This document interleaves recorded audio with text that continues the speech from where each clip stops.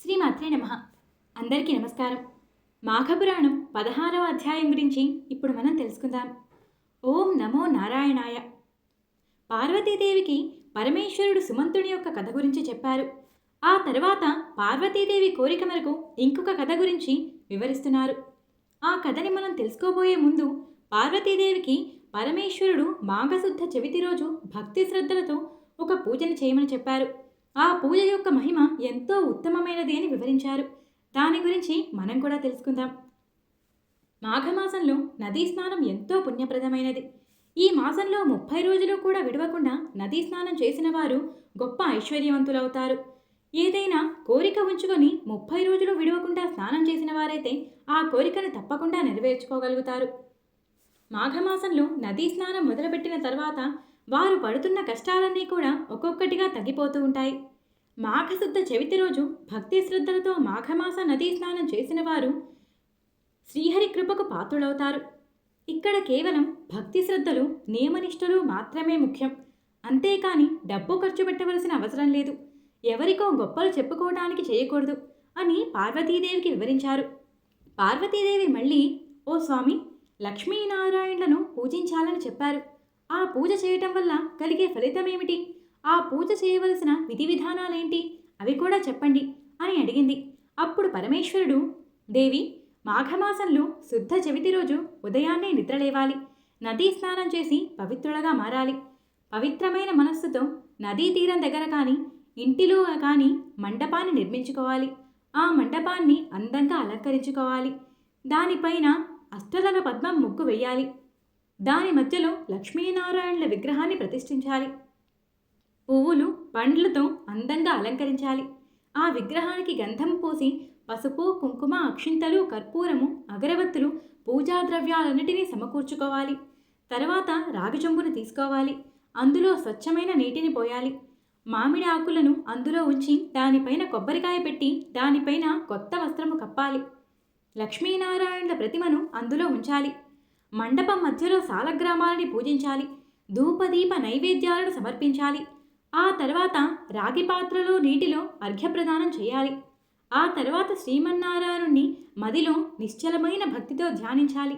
సూర్యుడికి నమస్కారం చేసుకోవాలి. ఈ మాఘమాస వ్రతాన్ని ఆచరించేవారు వారి తల్లిదండ్రులను, బంధుమిత్రులను, శ్రేయోభిలాషులను, గురువులను, వారికన్నా పెద్దవారిని ఆహ్వానించాలి. అలా చేయటం వల్ల వారికి వచ్చే ఫలితం రెట్టింపు అవుతుంది.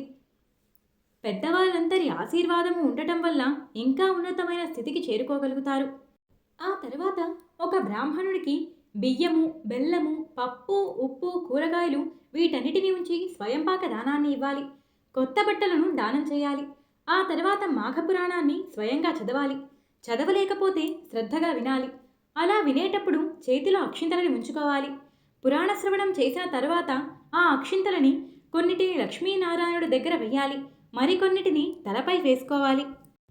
మాఘశుద్ధ చవితి రోజు మాఘమాస స్నానం చేసి ఆ లక్ష్మీనారాయణులని అత్యంత భక్తి శ్రద్ధలతో నియమనిష్టలతో పూజించిన వారికి ఎంతటి ఘోర పాపాలు ఉన్నా అన్నీ తీరిపోతాయి. దీనికి నిదర్శనంగా ఒక కథ కూడా ఉంది. ఒకరోజు గౌతమ మహర్షి తన శిష్యులందరితో కలిసి తీర్థయాత్రలకు బయలుదేరారు. ఎన్నో పుణ్యక్షేత్రాలను, నదీ తీర్థాలను దర్శించుకున్నారు. అలా వారు ముందుకు వెళ్తూ ఉన్నారు. మాఘమాస సమయం వచ్చింది. ఆ సమయానికి ఆయన కృష్ణానదికి చేరుకున్నారు. అక్కడ వారందరూ కూడా కృష్ణానదిలో స్నానం చేశారు. అది మాఘమాసం అవ్వటం వల్ల వారందరూ అక్కడే ఉన్న రావి చెట్టును దర్శించుకొని ప్రదక్షిణాలు చేస్తూ మూలతో బ్రహ్మరూపాయ, మధ్యతో విష్ణురూపిణి, అగ్రతః శివరూపాయ వృక్షరాజాయతే నమః అంటూ శ్లోకాన్ని ఆ చెట్టు కిందే కూర్చొని మహావిష్ణువుని పూజించారు. మాఘమాస విశిష్టతను గురించి అందరికీ తెలియజేస్తున్నారు. మాఘమాసం అవ్వటం వల్ల అక్కడే 30 రోజులు ఉండిపోయారు. నిత్యము కృష్ణానదిలో స్నానం చేస్తూ పవిత్రమైన ఆ అస్వస్థ వృక్షం కింద శ్రీహరిని పూజిస్తూ ఉన్నారు. ఇంతలో మాఘశుద్ధ దశమి వచ్చింది. అది శ్రీహరికి ఎంతో ప్రియమైన రోజు. ఆ రోజు కూడా గౌతమ మహర్షి రావి చెట్టు మొదట శుభ్రం చేశారు. అలంకరించి ముగ్గులు పెట్టి పసుపు కుంకుమలతో బొట్టు పెట్టి మామిడాకులతో తోరణాలు కట్టారు. చిన్న మండపాన్ని ఏర్పాటు చేసి అందులో శ్రీహరిని ప్రతిష్ఠించి పూజలు చేశారు. వారి శిష్యులందరూ కూడా ఆ పూజని అత్యంత భక్తి శ్రద్ధలతో చూస్తున్నారు. ఆ పూజా కార్యక్రమం అంతా జరిగే సమయంలో అక్కడికి ఒక కుక్క వచ్చింది. ఆ కుక్క కూడా ఎంతో శ్రద్ధగా ఆ పూజా కార్యక్రమాన్ని గమనిస్తూ ఉంది. దానిని చూసిన శిష్యులు దానిని కర్రతో అదిలించారు. ఆ కుక్క కొంచెం దూరం వెళ్ళి మళ్ళీ అదే సమయానికి అక్కడికే వచ్చింది. మళ్ళీ వారు ఆ కుక్కని అదిలించారు. ఆ కుక్క చుట్టూ తిరిగి మళ్ళీ అక్కడికే వచ్చింది. వారు మళ్ళీ అదిలించారు. మళ్ళీ ఆ కుక్క చుట్టూరా తిరిగి అక్కడికే వచ్చింది. ఇలా దానికే తెలియకుండా 3 సార్లు మాఘమాసంలో రావి చెట్టుకు ప్రదక్షిణం పూర్తి చేసింది. 3వ ప్రదక్షిణ పూర్తి అయిన వెంటనే ఆ కుక్క కాస్త ఒక మహారాజుగా మారిపోయింది. రాజు ధరించే దుస్తులలో కనిపిస్తోంది. నిండా ఆభరణాలతో తలతలా మెరిసిపోతూ కనిపించాడు ఒక మహారాజు. వారిని చూసిన గౌతమ మహర్షి అలాగే వారి యొక్క శిష్యగణమంతా కూడా ఆశ్చర్యంతో చూస్తూ ఉన్నారు. ఆ మహారాజు గౌతమ మహర్షికి నమస్కరించారు. అప్పుడు, ఓ రాజా, నువ్వు ఎవరు? నీకు ఈ కుక్క జన్మ ఎందుకొచ్చింది? నువ్వు ఏం పాపం చేశావు అని ప్రశ్నించారు. ఓ బ్రాహ్మణోత్తమ, నేను కళింగ దేశపు మహారాజును, చంద్రవంశస్థుడను. నా పేరు జయచంద్రుడు. నేను అన్ని విద్యలలోనూ ప్రావీణ్యాన్ని సంపాదించాను. నా పరిపాలనలో ప్రజలందరూ చాలా సంతోషంగా ఉన్నారు. వారిని ఎంతో ధర్మబద్ధంగా పరిపాలించాను. గోదానము, భూదానము, హిరణ్యదానము అన్నిటినీ చేశాను. ప్రజలకు ఉపయోగపడే పనులు ఎన్నింటినో చేశాను. చెరువులు, బావులు తవ్వించాను. మొక్కలను నాటించాను. ఎన్నో సత్రాలను కట్టించాను. అన్నదానాలు, తిలదానాలు ఎన్నో చేశాను. ఆఖరికి పశుపక్షాదులకు కూడా ఆశ్రయాన్ని కల్పించాను. ఎన్నో మంచి పనులు చేశాను. ఎన్నో దేవాలయాలను, దేవతా విగ్రహాలను కట్టించాను. యజ్ఞయాగాదులు చేశాను. విద్యాలయాలు కూడా కట్టించాను. ఎన్ని పుణ్యకార్యాలు చేయాలో అవన్నీ చేశాను. అయినా సరే నాకు ఈ కుక్క జన్మ వచ్చింది. దీనికి కూడా కారణం ఉంది. ఒకరోజు ఒక మునిశ్రేష్ఠుడు నా దగ్గరకు వచ్చారు. రాజా, నేను ఒక యాగం చేయాలనుకుంటున్నాను. యాగం చేయటం అంటే మాటలు కాదు కదా. దానికి ఎంతో ధనం అవసరపడుతుంది. నువ్వు ఇస్తావని నీ దగ్గరికి వచ్చాను అన్నారు. నేను వెంటనే ఆయనని స్వాగతించాను. అన్ని మర్యాదలు చేశాను.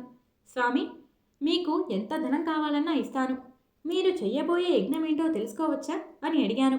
అప్పుడు ఆ ఋషి నా మీద దయతో, ఓ రాజా, నీకు కొన్ని రహస్యాలను చెప్తాను, శ్రద్ధగా విను. ఈ నెలలో సూర్యుడు మకర రాశిలోకి ప్రవేశిస్తాడు. అంటే పవిత్రమైన మాఘమాసం ప్రారంభమవుతుంది. ఆ రోజు సూర్యోదయమైన తర్వాత నువ్వు ఏదైనా నదిలో స్నానం చేయి. భక్తి శ్రద్ధలతో భగవంతుడైన శ్రీమన్నారాయణుణ్ణి పూజించు. మాఘమాస మహత్యం గురించి తెలుసుకో. తప్పకుండా నీకు వైకుంఠ ప్రాప్తి కలుగుతుంది. అంతేకాదు, అశ్వమేధ యాగం చేస్తే కలిగేంత ఫలితం కలుగుతుంది. అన్ని తీర్థయాత్రలు, దాన ధర్మాలు చేసినంత పుణ్యం కేవలం మాఘమాస నదీ స్నానంతో దొరుకుతుంది. మాఘమాసంలో శుద్ధ సప్తమి ఆదివారం కలిపి వస్తేనైనా, దశమి ఆదివారం కలిపి వచ్చినప్పుడైనా తప్పకుండా ఉదయాన్నే లేచి మాఘస్నానం చేయి. పౌర్ణమి రోజు ఇటువంటి రోజులలో తప్పకుండా నదీ స్నానం చేస్తే ఎంతటి ఘోర పాపములైనా సరే తొలగిపోతాయి. ఇది ఖచ్చితమైన సత్యం. మాఘమాసం అంతటికి శ్రీమన్నారాయణుడు అధిపతి. ఈ మాసానికి అంతటి ప్రత్యేకత ఉంది. ఎవరైనా వేరే కులాల వాళ్ళు మాఘమాసంలో ఈ వ్రతాన్ని ఆచరిస్తే వాళ్ళు మళ్లీ జన్మలో బ్రాహ్మణోత్తములుగా పుడతారు.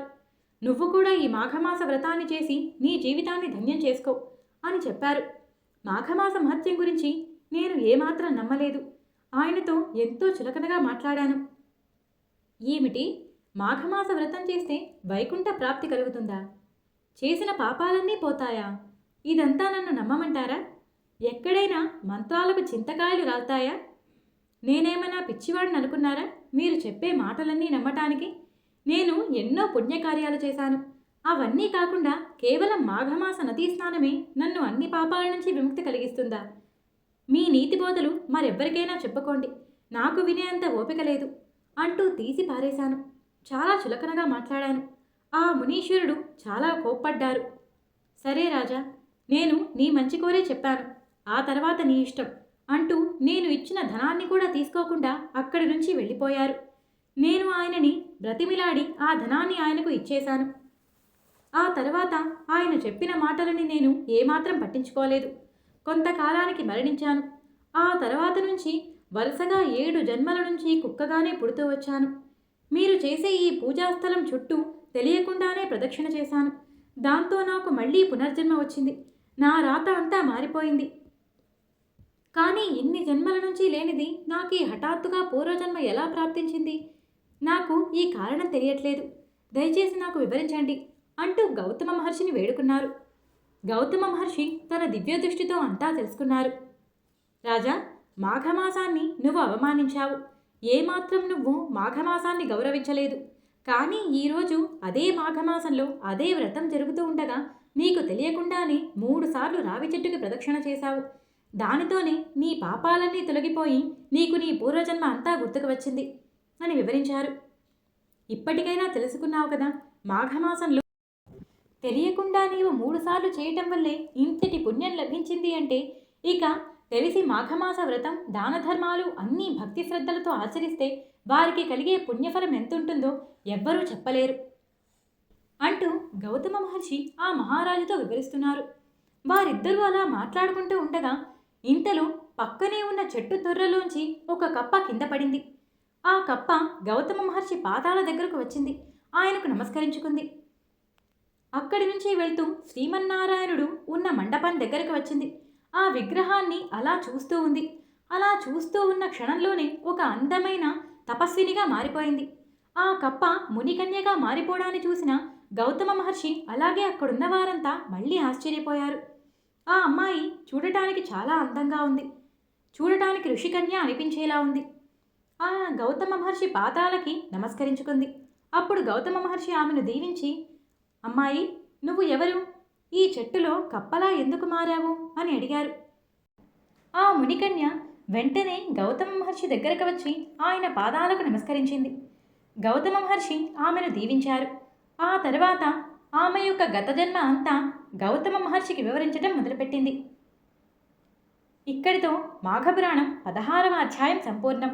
17వ అధ్యాయంలో ఆమె యొక్క గత జన్మ ఏమిటి, ఆమెకి ఎందుకు శాప విమోచనమైంది, ఇవన్నీ తెలుసుకుందాం. ఇక్కడితో 16వ అధ్యాయం సంపూర్ణం. 17వ అధ్యాయంతో మళ్ళీ కలుసుకుందాం. మీకు ఈ వీడియో నచ్చినట్టయితే ఒక లైక్ చేయండి. కొత్తగా చూస్తున్నట్టయితే మన ఛానల్ని సబ్స్క్రైబ్ చేసుకోవడం మర్చిపోకండి.